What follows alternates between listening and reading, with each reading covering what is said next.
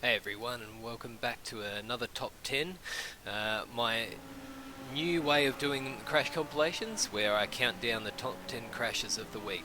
Now, I've got a few things that I want to feature at number 10 that aren't really big crashes, but kind of interesting things that I noticed in the Spa 24 hours that was run this week on iRacing.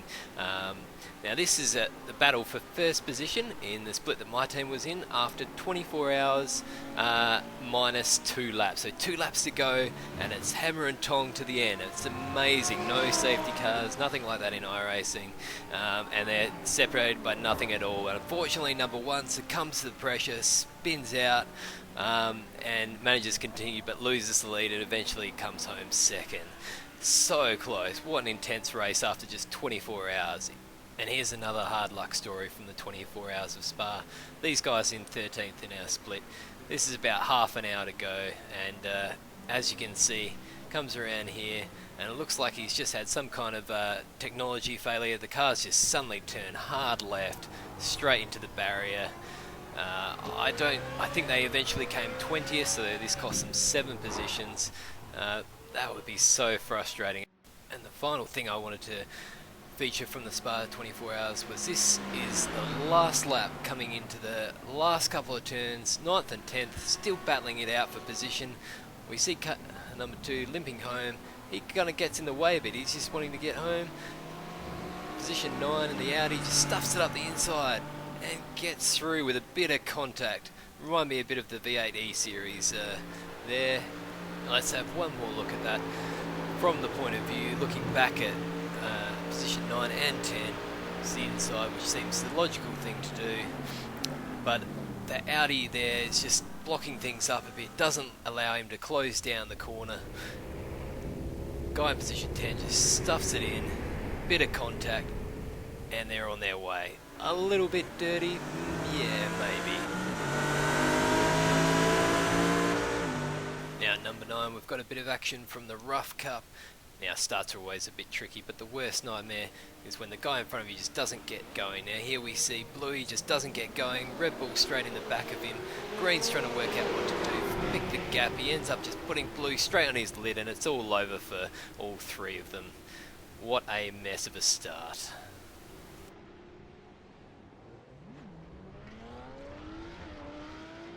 Now let's take a look from Red Bull's perspective on board. As you can see, Bluey just does not get away.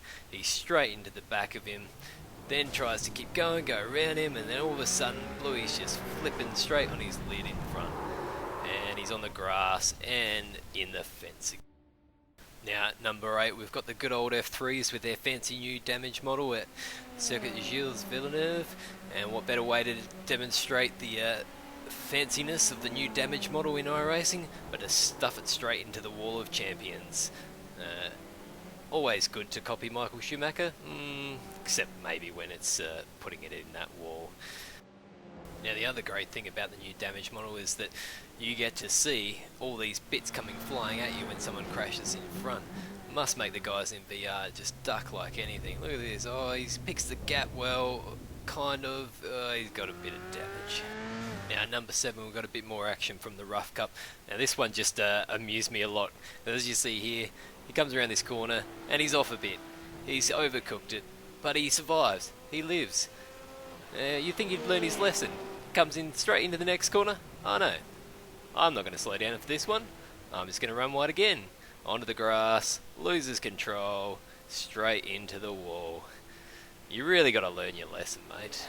And I thought I'd just chuck this one in as it's basically a carbon copy of that one, except in this case it gets not quite so wide, straight in the fence again, straight back out on the track. This poor fella clips him a bit up on his route. That is how you do that crash properly. Now let's look at it from the poor fella who's coming through perspective. Comes around the corner, he's really got nowhere to go, just clips him a little bit. And now at number 6, we have a bit of action from the off-road trucks going around the rallycross course at Daytona. Start off with a little bit of argy-bargy, and then the red truck number 8 just turns in like the grey truck's not even there, gets tipped up and over, gets a bit what he even deserves, off the tyres, big crash. But, you know, the great thing about these trucks are they are tough. He's back on his wheels, And it's always interesting to have a quick look from the perspective of the car behind. You can see what happens there, and he's got to try and pick the gap.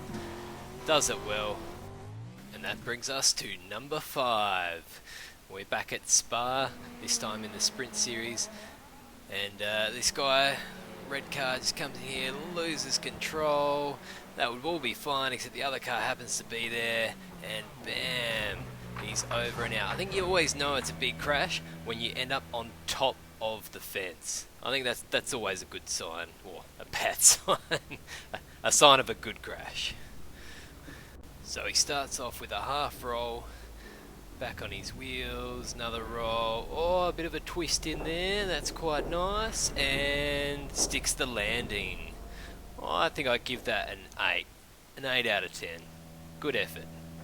Now, of course, once you're stuck up on a barrier, the next thing you need to do is try to extricate yourself, which is easier said than done, but good on this guy for his persistence.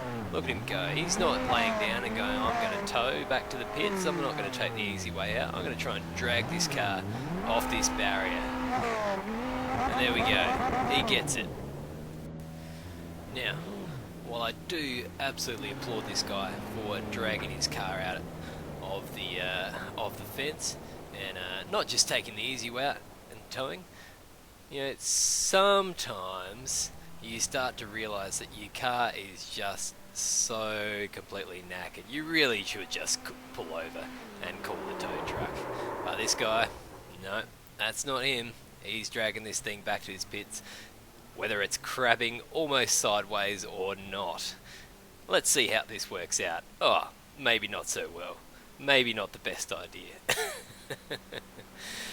Oh, well, you know, points for effort, I suppose, but, you know, it's people like this that just end up being a bit of a hazard and causing more crashes. Well, let's just watch him make his way back sideways to the pits, see if he actually gets there as we wind down this video. This has been the first 5 of the top 10 for this week. This is my first go at doing a bit of a narration, so your feedback is very much welcome. Please do hit that subscribe button that will be coming up in the last 20 seconds of the video, because I absolutely need more subscribers. Once I hit that magical 1,000 mark, I can actually claim to my wife that all the time I spend on iRacing and doing these is technically work. So thank you very much for watching, and stay tuned for number 5 to number 1 of this week's top 10 crashes.